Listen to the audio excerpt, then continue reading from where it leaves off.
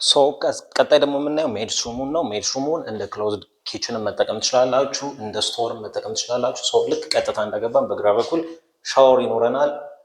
ይሄንን የሚያክል ስፔስ የሆነ ሜድሩም እና ስቶር አለን። ሰፊ ነው፣ ጥሩ ቬንቲሌሽን አለን። ስለዚህ የአየር ምናምን ነገር አያሳስብም ማለት ነው። ሶ ቀጥታ ደግሞ ከሜድሩሙ ፊት ለፊት ደግሞ ኮመን ባዝሩም አለን።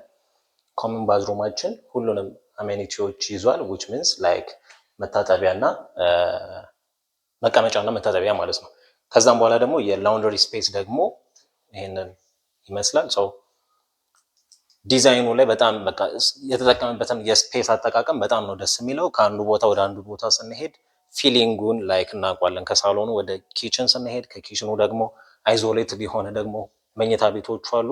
ከዛ ደግሞ ስቶር ላውንደሪ ደግሞ ወደዛ አለ። ሰው እንደምትመለከቱት የስፔስም ችግር የለበትም። ምክንያቱም 180 ካሬ ላይ ያረፈ አፓርትመንት ነው። ሲግናል ላይ ሰው መደወል ትችላላችሁ ለማየት እና ለመግዛት ብቻ ማለት ነው። ሰው መልካም ጊዜ